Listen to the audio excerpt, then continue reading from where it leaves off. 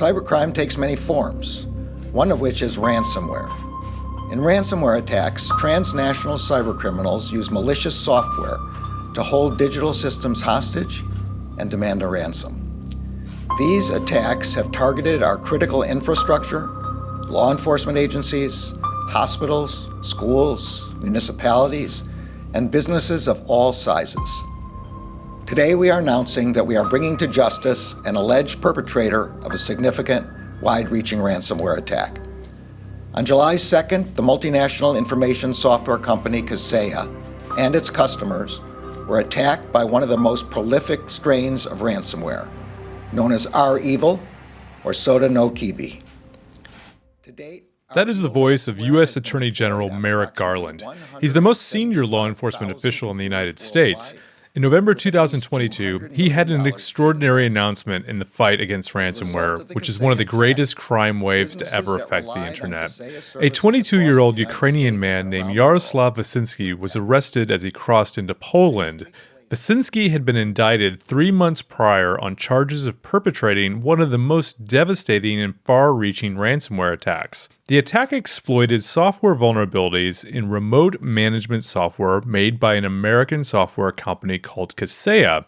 Vasinski was allegedly involved with a prolifically destructive ransomware gang that calls itself REvil, which is short for Ransomware Evil. The incident is not only amongst the largest ransomware attacks of all time, but it's also one of the most intriguing. It involves the use of zero-day software vulnerabilities that were known to only a handful of people. It involves a race between attackers trying to snare a ransom payment and defenders developing a patch. It involves a secret operation that hacked back against the REvil hackers.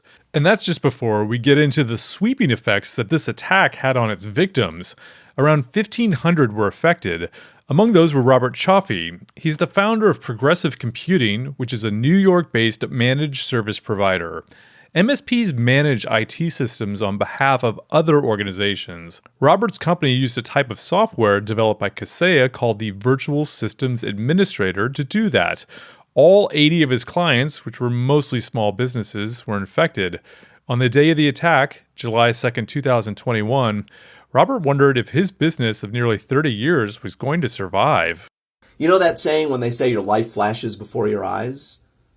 That's what happened to me on July 2nd of 2021.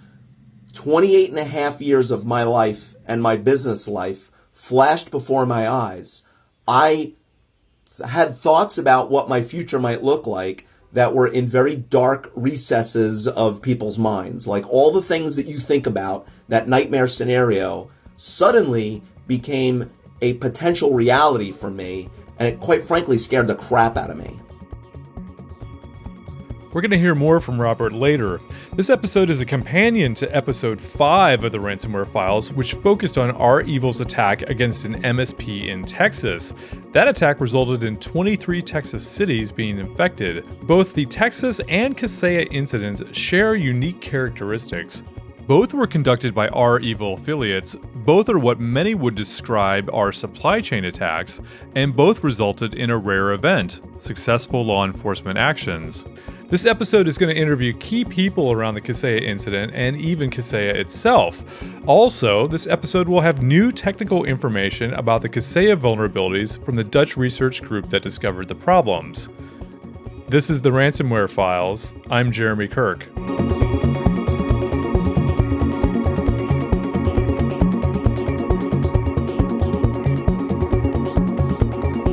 In this podcast miniseries, I'm speaking with those who've navigated their way through a ransomware incident and learn how they fought back and what tips they can pass on to others.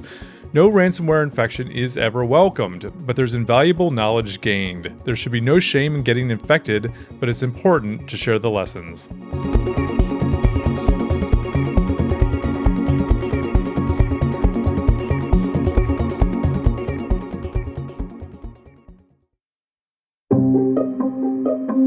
If you are interested in more content about ransomware, there's more than just this podcast. The Click Here podcast by The Record Media has done a fantastic episode about the REvil gang and its attack on Texas cities. One of those affected cities was Borger. Computers there began flashing ransomware messages, and then some of the city's printers suddenly sprung to life. Jason Whistler is the town's emergency management coordinator. Personnel would, see the paper on the printer and look at it, and it'd be like a ransom printout that would be on the printers. You're infected, pay up. Dmitry Smilyanets works at the cyber intelligence company Recorded Future. Dmitry had a long online chat last year with a member of REvil who went by the alias Unknown. Their main goal is to make money, and they will not stop on anything until they make this money. And since Texas, REvil launched a new kind of product called Ransomware as a Service. Click Here's host, Dina Temple-Raston, digs into how that cybercriminal business model works. You can listen at clickhereshow.com or anywhere you get your podcasts. Some might say 2016 was the year of ransomware. Although ransomware has been around for decades, that year is when ransomware gangs really began to hone their skills. But you could also say that every year after 2016 has also been the year of ransomware. The groups have continually improved their file encrypting malware, they developed business models that expanded their reach, and in the end, they're compromising an ever-increasing number of victims. And also, there's the money. It's a billion-dollar-plus industry. Ransomware gangs are also looking to infiltrate managed service providers, or MSPs. MSPs fill a critical gap for organizations that don't have the right amount of in-house IT skill. MSPs help with patching applications, installing applications, making sure email works properly. To do that cost effectively, MSPs use remote access software to do those tasks from afar. Ransomware groups saw this as an opportunity. Compromise an MSP, and you could strike gold by potentially infecting all of their clients.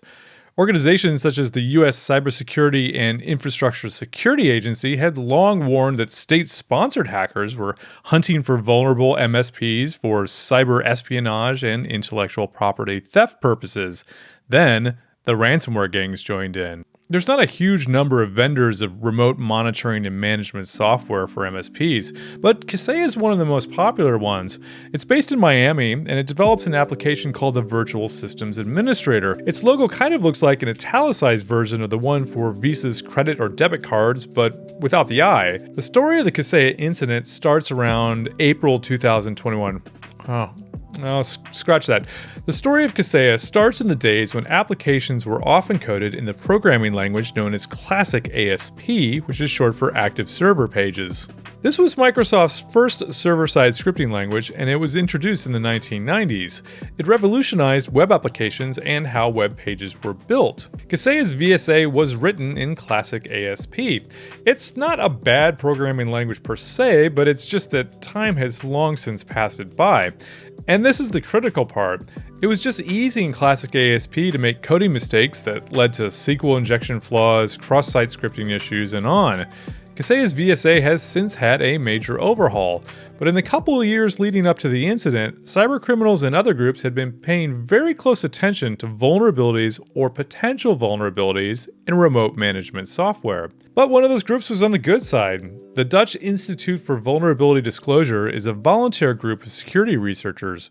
It was founded by Victor Gevers. He's a hacking legend. He could have taken over former President Donald Trump's Twitter account not once, but twice after guessing Trump's weak passwords. Gevers and other volunteers with DIVD hunt for high-impact software vulnerabilities, responsibly report them to the appropriate vendor, and then hope they get fixed quickly. Their mission is simple. It's to make the internet safer. Frank Breedijk is the manager of DIVD's Computer Security Incident Response Team. He's been with DIVD since day 2, and he knows the story of Kaseya inside out.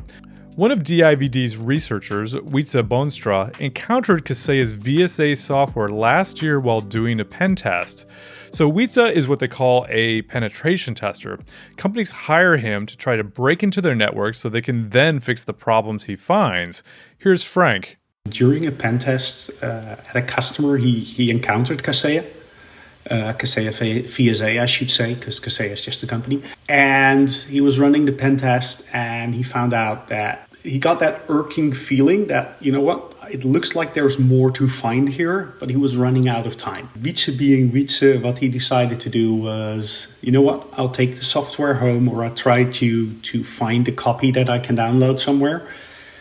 So he installed it on a local server, and when other people watch Netflix for fun, Wietse likes to fool around with software for fun. And so he's while he was sitting on the couch with his significant other, he was testing around and playing around with the software, and that's how he first encountered the vulnerabilities. And it was a matter of, okay, this is serious. We better contact Kaseya. DIVD found around 7 issues, and one was particularly bad. It was an authentication bypass for the on-premises versions of VSA that were facing the internet.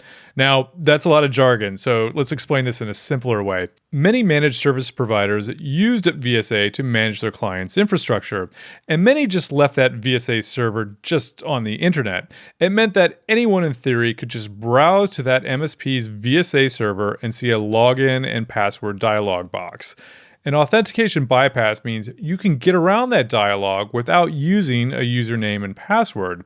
Next, Frank is going to explain how this flaw worked, and to note, he and DIVD have never described it to this level of detail until now, but they believe enough time has passed that it's safe to do so. They're also posting this new information on their blog, and you can find a link to that in the show notes. The authentication bypass that we found, it was hard to fix because it was actually in the business logic. So there is a page where you can go to, where you can download the Kaseya client. And then once you install the Kaseya client, it needs to authenticate itself to the Kaseya server. And that server needs to be accessible. Now, with both the pandemic and the way organizations are going, more often or not, that one network that everybody has access to is the internet. And I'm disclosing details now that we haven't disclosed before. So the authentication bypass that we found was actually, there's a page called dl.asp. I think DL stands for download. And on that dl.asp page, there's a link where you can download the executable or could download the executable for the Kaseya agent. If you downloaded the Kaseya agent and you clicked install, then it would generate an ini file on disk. And that ini file actually contained a Kaseya user agent, Kaseya agent password and username. And with that password and username, you could actually also authenticate yourself and obtain a valid session ID for anything on the web interface. DIVD found other issues too, including SQL injection flaws. Most affected not only the on-premises version of VSA, but also the software as a service version, with the exception of the authentication bypass. DIVD promptly reported the flaws to Kaseya in April 2021. And as many security researchers know, reporting security flaws to organizations can be fraught with tension, and it doesn't always go well. But DIVD founder Victor Gevers says Kaseya was welcoming. So Wietse Boonstra started investigating the software, analyzing it locally, and he found a few vulnerabilities very quickly. The most interesting part for me was that Kaseya was very open. It was very easy to get in contact, set up a first meeting. We invited them to a video meeting because of the pandemic. And actually, the first conversation went pretty well. We told the Wietse found a couple of issues that needs to be fixed as soon as possible. And then we set up a safe way for sharing his research. In fact, Kaseya created user accounts for DIVD researchers so they could collaborate on Microsoft Teams. The researchers had a video call with Kaseya's CTO nearly straight away. Frank says the reaction from Kaseya was instant and positive. I've never seen this kind of collaboration and really joining into this at this level. Because we actually, because we were part of their organization, it also meant that we could reach out to them a lot easier. Sometimes as easy as like, hey, we found something new or this mitigation. And we could shoot off a message straight to the guys that were working on that. And they would bounce ideas off us as well. If we tackled things this way, would that work, or would it tackle this other way? And it was, I think it was important as well because they had built up a lot of technical debt. Between April and July of 2021, Kaseya fixed some of the flaws, but not all of them, including that all-powerful authentication bypass. There's always a nervous period of exposure between when a vulnerability is privately disclosed to an organization and when it is patched. Bug reports are usually highly confidential information because if the attackers get the information, they could use it. Little did anyone know, REvil was about to shock everybody.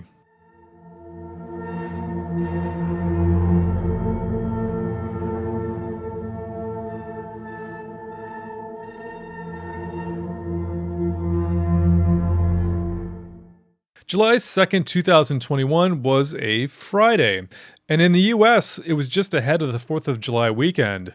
And there's nothing more that attackers like to do than to ruin a good weekend. They rightly anticipate that defenders are going to start to relax a bit and maybe are a little bit less attentive than normal. And also, some of them are simply going to be off for the weekend. George Zamfir is a security analyst with Visma Group, which is a large IT services and consulting company headquartered in Oslo. George works from Sibiu, a city in central Romania. He's a former software developer who got into security, and he's pretty handy with the Python programming language. He ended up writing a tool that Visma now uses daily for threat intelligence. At the time when he wrote it, the tool didn't have a name, so someone suggested they call it Cyber George. Here's George. Like, damn, that's good. I'm gonna stick with that. And so I'm Cyber George, and we also have a tool called Cyber George. That Friday marked the last day of George's first week on duty shift with Visma, monitoring security alerts. He had a couple of small alerts earlier in the week. Then on Friday, he got a weird feeling while he was speaking to a colleague. I don't know, 9 p.m. in the evening or 9:30, something like that. I was talking to him and I was like, I feel like there's a third incident coming. I can feel it. And the guy was like, why? What's happening? And that was the point when everything started to go a bit weird. Alerts started to come in for things that should not trigger an alert. I started to see ransomware alerts. Visma had 3 servers running VSA in its data center, and it was used to service clients such as the Coop grocery store chain in Sweden and a pharmacy there, and I'm going to slaughter this pronunciation, Apotek Yaktak. Endpoint detection and response software running on those machines detected the attack and raised alerts of possible ransomware. Little did George know it would be the start of an absolutely huge incident. Adrian Stanila is a senior information security researcher with Visma who is also based in Romania. For George, it was baptism of fire because, it was his first on-duty week, and it was the first incident. And I think the incident it's the same proportion like NotPetya from some perspectives. George started looking around the internet for clues if other people were seeing the same things that he was seeing. He found something on Reddit. A security company called Huntress Labs had started a thread on a subreddit for MSPs. Huntress Labs is based in the state of Maryland in the US, and it specializes helping managed service providers with security. John Hammond is a senior security researcher with Huntress. And that day, the weekend of July 4th, things were starting off kind of as they usually do. Hey, got a couple alerts in the dashboard, a couple things that need investigation, need reporting, etc. And truthfully, I don't know what kind of looked like the match to start the fire here, but we noticed after a couple different reports of ransomware that kept popping up, there seemed to be some sort of commonality. After one report of ransomware on a partner, and then another, and then maybe a third or few, that each of them seemed to be working and running in their computer network and their system with the Kaseya VSA software, using that as their remote monitoring and management provider. And it took some of the head honchos or other fellows here at our team to start to think, this looks like it might be a trend. Two data points might make a line, but when we start to have more here, maybe something's going on. John says there were enough odd things going on for Huntress's CEO, Kyle Hanselvan, to reach out directly to Kaseya. So truthfully, we had reached out to Kaseya. We have some crazy screenshots of, again, Kyle, our CEO, just dropping a note. Hey, can we get on the phone real quick? Can we just hop in a Zoom session? Because we have some critical thing that we'd like to just chat about. And then our numbers grew from 3 to 8 of known affected hosts, and then 15, and then 30, and then more, until eventually, hey, this becomes the story that folks know today. Huntress published a really detailed thread on Reddit, which became almost a kind of North Star for other organizations seeking out information. So I was curious, why Reddit? I mean, I love Reddit, but I just don't see that kind of stuff shared on Reddit usually, I guess. Oh, totally. And I'm glad that you asked, because you're right.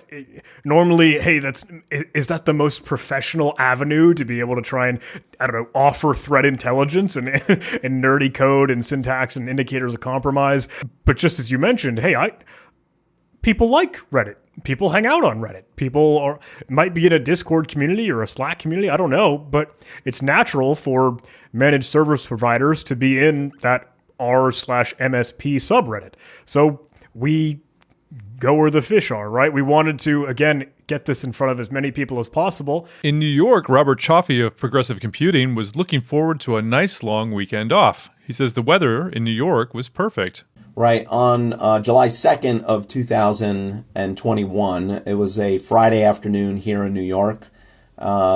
Typical end of June, early July weather. Sun was shining, great weather, bright, clear skies, very comfortable, warm conditions outside. We were all looking forward to a great 4th of July Day weekend.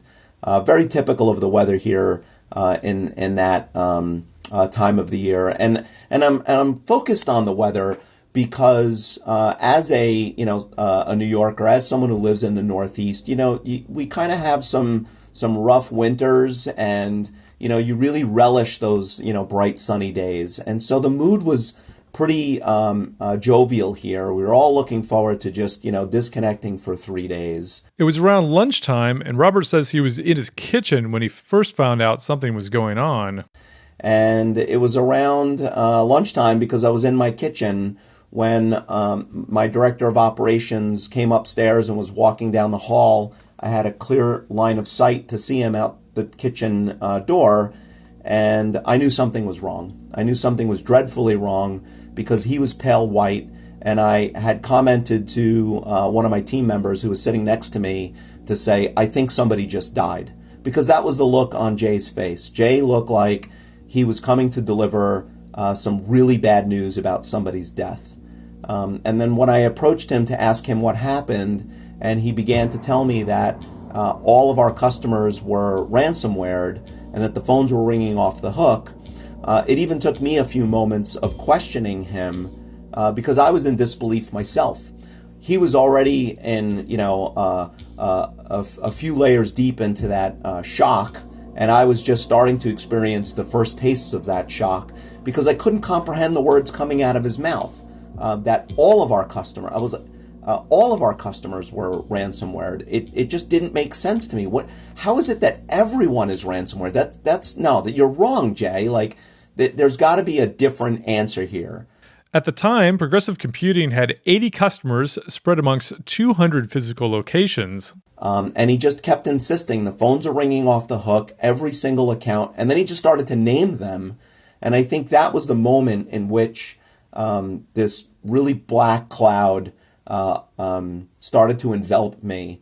Despite the beautiful weather and despite all our great plans for that weekend, the mood just changed dramatically. REvil had just pulled off quite a caper.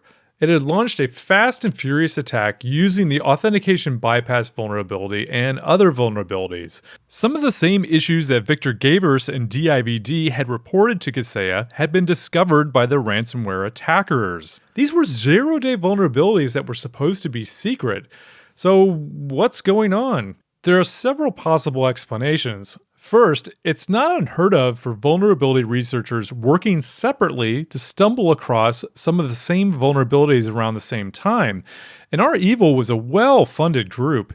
It had been hiring penetration testers and bug hunters to find new avenues to spread its ransomware. Another possibility is that perhaps Kaseya's systems had already been hacked and that the hackers were inside its internal ticketing or bug reporting systems. A third possibility is that DIVD, the Dutch bug hunters who reported the vulnerabilities in April to Kaseya, was hacked. Frank says DIVD is confident that it wasn't hacked, but REvil did try.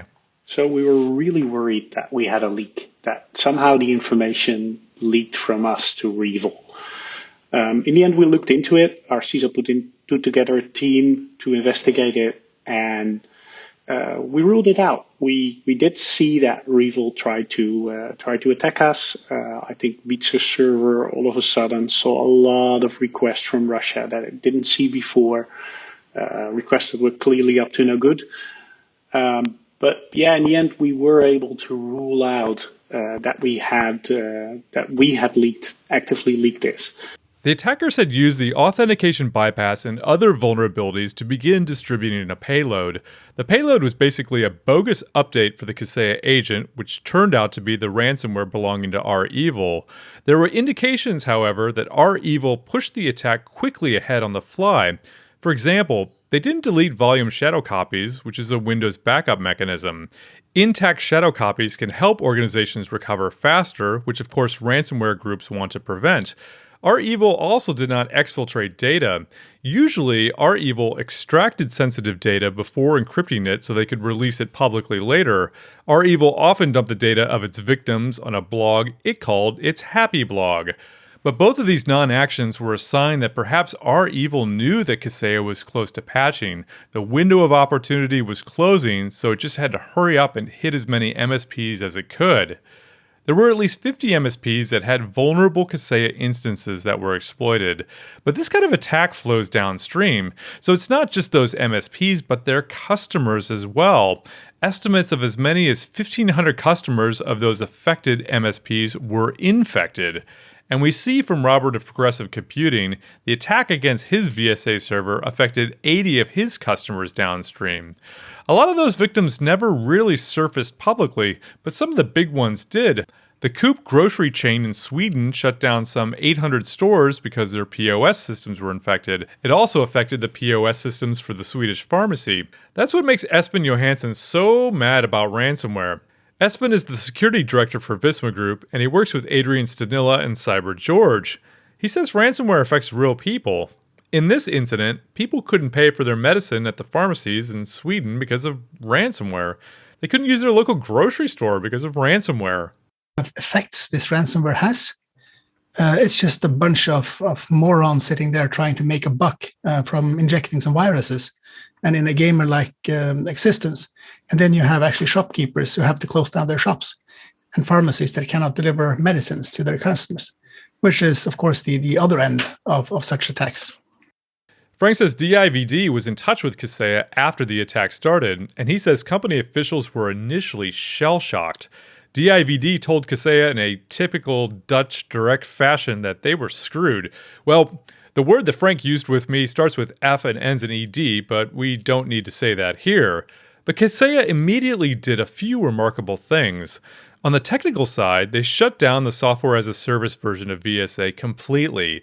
Although that version wasn't vulnerable to the authentication bypass, there were other vulnerabilities in the product. Then DIVD, Kaseya, and other agencies began pushing the word to organizations still running on-premises VSA servers that were facing the internet and telling them they needed to take them offline immediately. And just a couple days after the attack, the vast majority of vulnerable VSA instances were offline. And Kaseya embarked on a very open and transparent campaign to keep its customers and others informed. And it's important to note that even in an age when most organizations at one time or another have had a security incident, they're not always handled well. But Kaseya began publishing regular and highly detailed updates on its website. Kaseya's CEO, Fred Vokala, released video updates. They also called on the sales team and tasked it with reaching out to every single one of the company's 35,000 or so customers, even those not affected by the attack. And in the background, Kaseya was doing something remarkable. It started working straight away with the FBI.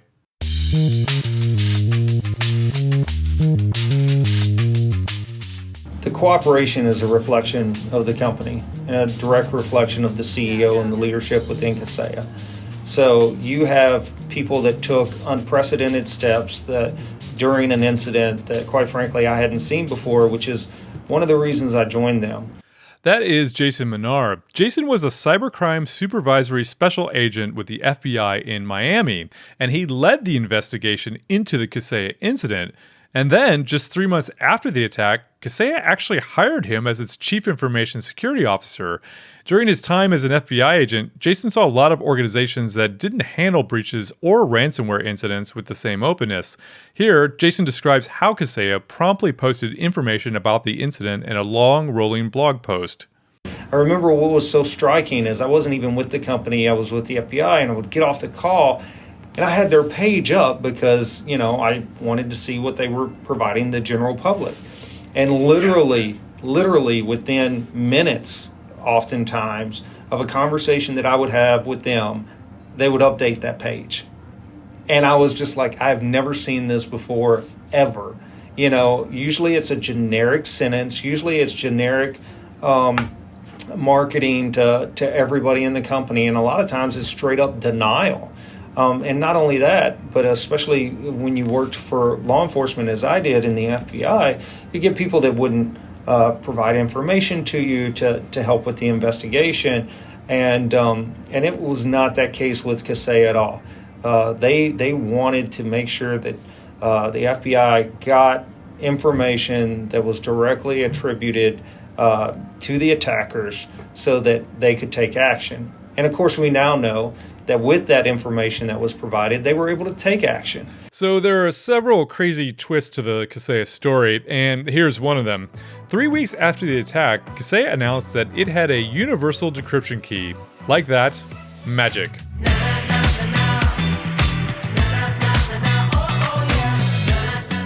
And they didn't pay for it. Somehow, the FBI and its foreign law enforcement partners managed to get a universal decryption key that would unlock all of the computers affected by REvil's ransomware. The technical details about how this key was obtained are unknown, but we generally know that law enforcement got inside REvil's servers. But I knew Jason knew more, and I knew he probably wasn't going to tell me. We know from the record that something really extraordinary happens. The key is obtained, and this is the key that will decrypt all the systems affected by this ransomware campaign. So how does that happen? Well, I can say because I was on the other side, it's very interesting how that happens, and I wish I could disclose more to you, but I will leave that for the FBI to share what it wants to share about that process. Okay, I tried. To be honest, the continuing mystery of precisely how the universal decryption key was obtained is probably more alluring than the actual answer, but we can put together a likely scenario here.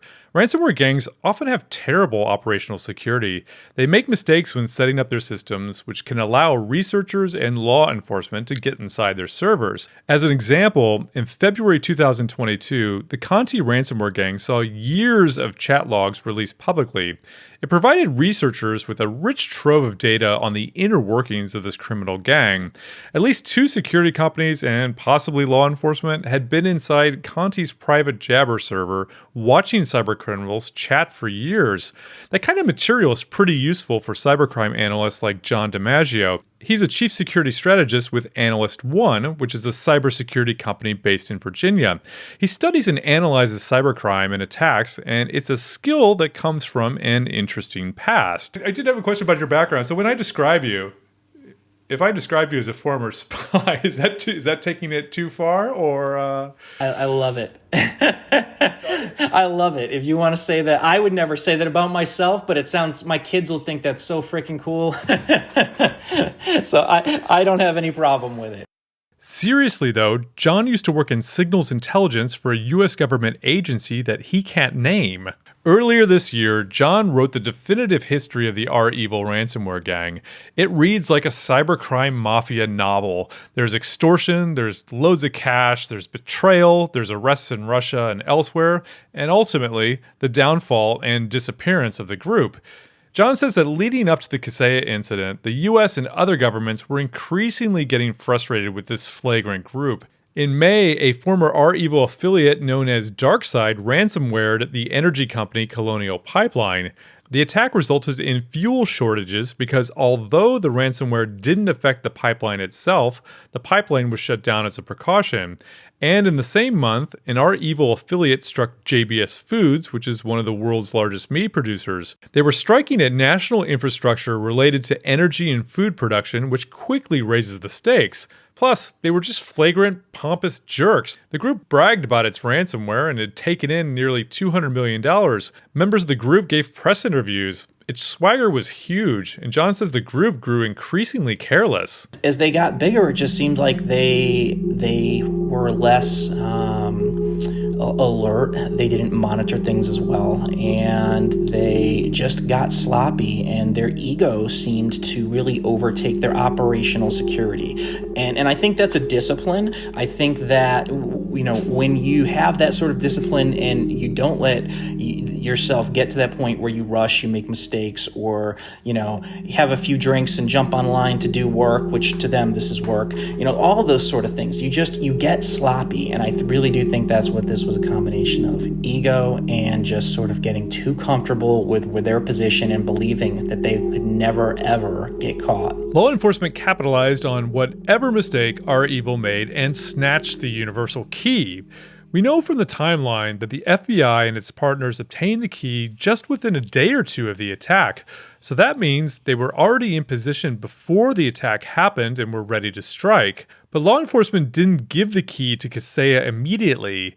It was only released 3 weeks later, which was a decision that proved to be quite controversial. In that interim, there were companies that were paying individual ransoms to REvil to get the key. And there were also suggestions that perhaps Kaseya should cough up the $70 million REvil was asking in exchange for that universal key, which would bail out all of those 1,500 victims. We found out later why the key was held back. At a congressional hearing, FBI Director Christopher Wray said the agency was working on an investigation into REvil. Wray said that the Bureau did want to tip off attackers that law enforcement had gained some access to their infrastructure. It was undoubtedly a tough call. I asked Robert of Progressive Computing how much it would have helped to have had the key earlier and if that trade-off was worth it. Yeah, I think it's an excellent and fair question. The FBI had that decryption key within a matter of days of the attack. Would it have helped us and all of our customers? I can't even begin to illustrate the emotional, psychological, and impacts that it had on our relationships with customers, the goodwill that was destroyed by this attack, the questions that came up, the hundreds of thousands of dollars in expenses that arose out of this attack. It would have saved all of us an immense amount of grief. Now, all that being said, from a guy who was at ground zero in this, and that was not only professionally but even personally affected by this, do I support the FBI's decision to withhold that information if they felt that they could have maybe captured some criminals? I say yes. If I had my video camera on, you'd see an American flag behind me. And I didn't hang that there just because I had no place else to put it. But I really wanted people to see, especially during COVID times, that I'm a proud American. And even though my parents are immigrants from a different country, I mean, that's why they came here. And this country has offered me and my business partner and our families and our employees so much that I think in this case, I mean, we had to take it on the chin for the good of our ability of law enforcement to go after these guys. So I'm the first one to wrap the flag around me and say, yeah, I mean, I think we had to do, you know, what was necessary. I'm sure if you'd asked me at that moment in time, we can either have the decryption key or we can go after the bad guys, I'd probably say, give me the encryption key. But I certainly don't harbor any ill will. It was a decision made. I'm sure it was a tough decision made at some very high levels within the FBI. And if they felt that that was the right thing to do, then I'm going to support that 100%. But we know it ultimately worked. You heard Attorney General Merrick Garland at the beginning of this episode. In March 2022, Jaroslaw Wasinski was extradited from Poland to the United States and will face charges for his alleged involvement in the attack against Kaseya.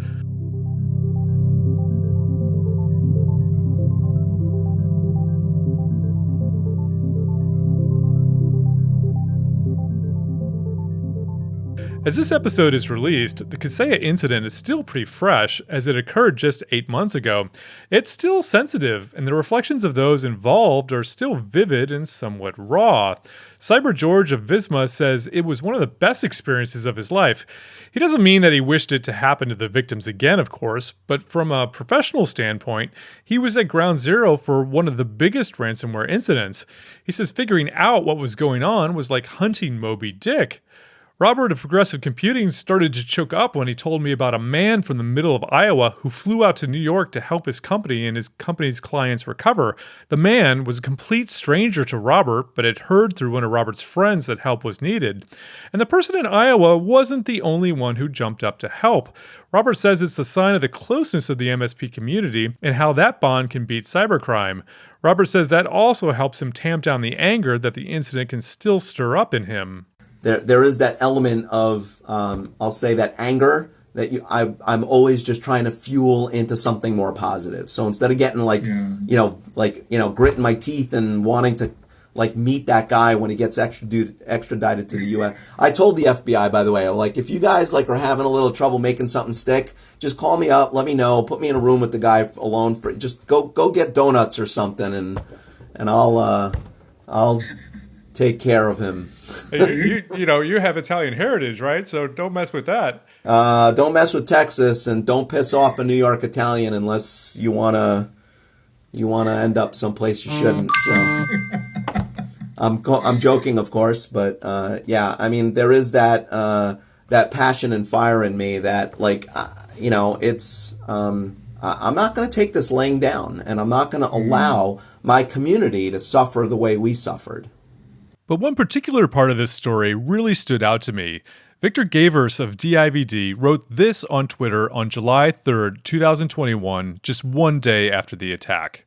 He writes, "Somewhere this year, the DIVD will share a story about how we nearly prevented an enormous supply chain ransomware attack, which potentially led to the single largest ransomware spree in history and failed." I asked Frank, why did you think you failed? That's really how it feels. Why do you feel like you failed? I don't think you failed. Because people got ransomed. It felt like well, together with Kaseya, we were in this marathon to fix software that had quite a bit of technical debt in it. We were nearing the finish line. 4 out of the 5 bugs were fixed. We were going to go into a phase where, together with Kaseya, we were going to scan the internet, make sure that everybody had their patches installed. And then with the finish line in sight, on your right-hand side, all of a sudden comes Usain Bolt, passes you, flips you the bird, ransoms a whole bunch of systems, and beats you to the finish line. And yeah, so we failed in the sense that we haven't been able to prevent this one. And for us, the dream outcome would have been where we sat down together with Kaseya. It's like, okay, we've got the patch. We get everybody to install the patch. And then we're going to publish a story on how we found this huge potential hole that could have devastated, could have serious consequences. And if we said it would have shut down half of the co-op supermarkets, people would have laughed at us because they would have thought we were probably overstating our own importance. But yeah, in the end, it did happen. I think DIVD is being too harsh on themselves. And, there was a good outcome to this. Jaroslaw Wasinski is going to be prosecuted.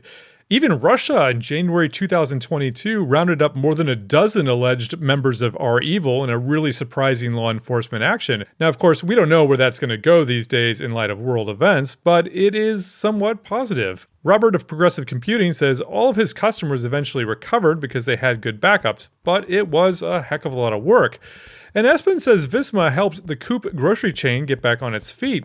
Some stores had to be visited in person to install new images for the POS systems, and Espen says a lot of people spent their entire summer vacations working on that. To be sure, disaster recovery isn't for the meek.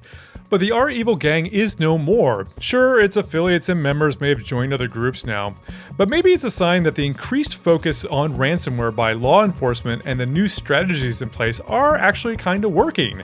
It's going to be a long slog, of course, but it's okay to notch a win or even a partial win now and again.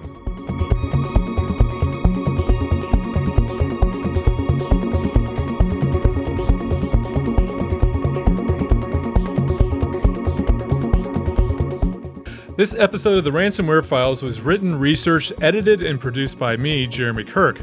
The production coordinator is Rashi Ramesh. The Ransomware Files theme song is by Chris Gilbert of Ordinary Weirdos Music. If you enjoyed this episode of the Ransomware Files, please share it and leave a review. It will help me keep this project going.